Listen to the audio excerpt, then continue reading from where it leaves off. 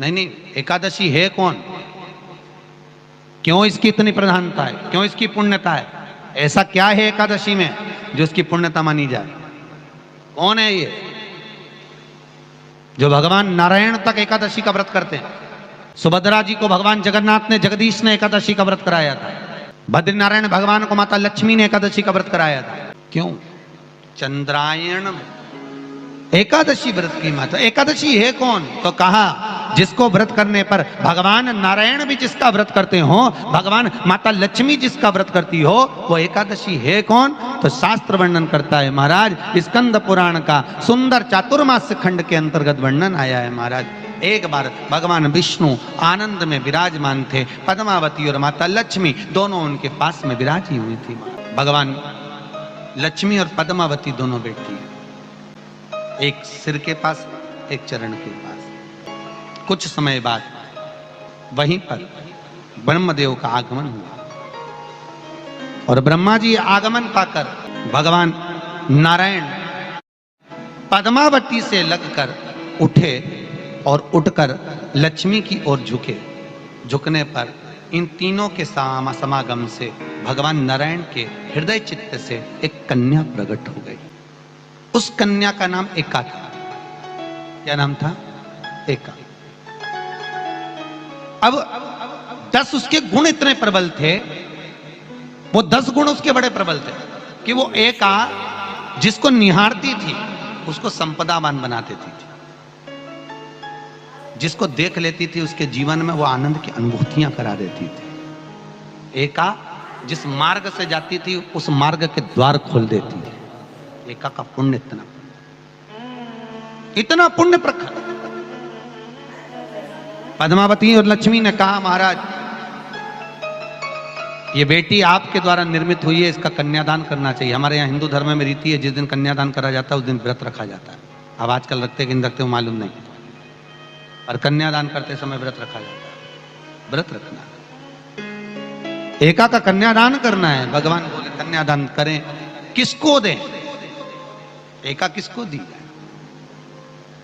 एका प्रदान किसको करी जाए? पुण्यता किसको दी जाए? भगवान नारायण ने उसी समय लक्ष्मी और पद्मा से पूछा, तुम एकादशी के दिन जब आप जल शंकर को चढ़ाने तो रोज ही जाते, जब एकादशी का दिन रहे और शंकर जी के मंदिर में आप जल समर्पित करें तो 3 बार मुख से स्वधा स्वधा स्वधा या स्वधा स्तोत्र का पाठ, जिसमें 12 श्लोक 2-4 हैं। पैसा तो आ रहा है पर घर में टिक नहीं रहा। डॉक्टर में, पुलिस में, एक्सीडेंट आदि में, कहीं गलत जगह पर व्यसन में अगर पैसा जा रहा है, जुए में, मांसाहार, मदिरा पान, या कहीं आया पैसा आने में कमी नहीं, आ रहा है पर टिक नहीं रहा, रुक नहीं रहा।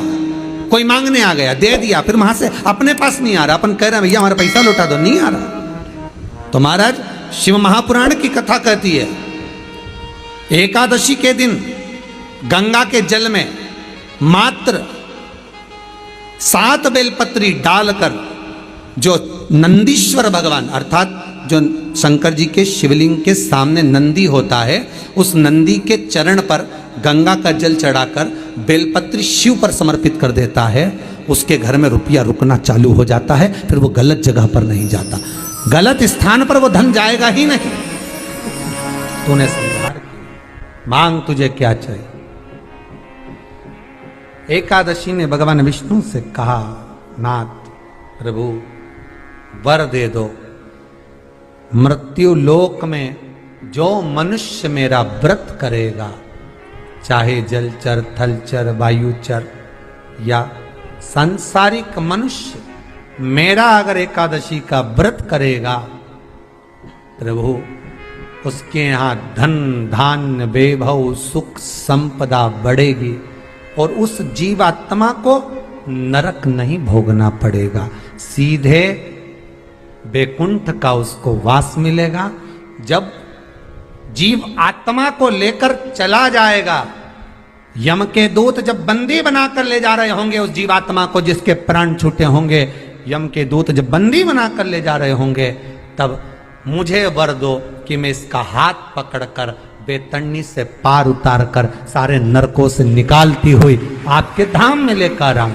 भगवान ने वर दे दिया, तथास्तु। हे एकादशी सुनो, मृत्यु लोक का मनुष्य अन्न का त्याग कर कर, क्योंकि अन्न में एकादशी के दिन पाप पुरुष रहता है, अन्न का त्याग कर कर एकादशी के दिन जो मनुष्य तुम्हारा व्रत धारण करेगा, उस व्रत को करेगा और उस व्रत को धारण करेगा, उसकी मनोकामना पूर्ण होकर वो मेरे ही धाम को जाएगा। ये तो हुआ एकादशी के जन्म की कथा।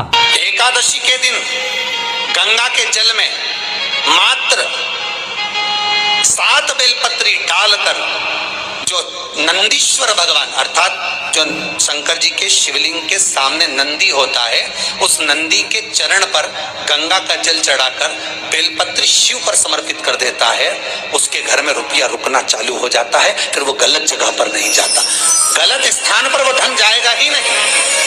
बेटा अगर व्यसन में पड़ा हुआ है, मदिरा पान में पड़ा हुआ है, मांसाहार में, जुए आदि में जा रहा है, तुम्हें लग रहा है कि मेरा बेटा गलत मार्ग पर जा रहा है, ये मित्र दोस्ती गलत हो रही है, वो सही जगह पर आ जाए। करना है एकादशी। कई लोग इसको धन के लिए भी करते हैं, संपदा के लिए। संपदा के लिए अर्थात जिसका व्यापार नहीं चलता, जिसके घर में पैसा नहीं आता, या नौकरी नहीं लग रही, या सर्विस नहीं लग रही, आप अप्लाई कर रहे हो, जगह जगह जाकर इंटरव्यू भी दे रहे हो और पैसा नहीं आता, तो उसके लिए भी प्रयास किया जाता है। पर उसके लिए यहाँ पर जो धन के लिए करते हैं, उसके लिए विष्णुपदी के लिए करते हैं। मतलब जैसे गंगा के जल में तुलसी के 11 पत्ते डाले जाते हैं और उसको किसी भी नारायण के मंदिर में, राम कृष्ण शिव शंकर नहीं, राम कृष्ण भगवान विष्णु दत्त आदि जितने नारायण के मंदिर हैं, उस मंदिर में किसी भी पात्र में, एक छोटे से पात्र में उसको भरकर रखी जाते हैं महाराज। उससे भी जॉब सर्विस नौकरी में सफलता प्राप्त हो जाती है। परंतु वो भी एकादशी को ही होता है। कुछ देर तक पात्र को रखा जाता है, फिर वही पात्र का जल किसी भी वृक्ष के नीचे डाल दिया जाता है, उससे भी नौकरी के लिए फायदा मिलता है। गंगा का जल कोई साधारण नहीं। दशमी, एकादशी और द्वादशी, इन 3 तिथियों पर एक रोटी में थोड़ा सा मीठा रखकर सोमक पितृ का नाम लेकर यदि गाय को खिला दिया जाता है, तो अगर कोई पूर्वज प्रेत योनि में भी पड़ा हुआ होता है, भटक रहा होता है, जिसको पिंड नहीं मिला, जो अचानक मर गया होता है, अधोगति में चले गया होता है, उस जीव की मुक्ति दशमी, एकादशी और द्वादशी, 3 दिन सोमक पितृ का नाम लेकर रोटी में, पूड़ी में मीठा रखकर अगर गाय को खिला दिया जाता है ये 3 दिन तक, तो वो पितृ कभी भटकते नहीं है, उनको मुक्ति प्राप्त हो जाती है, मोक्ष में।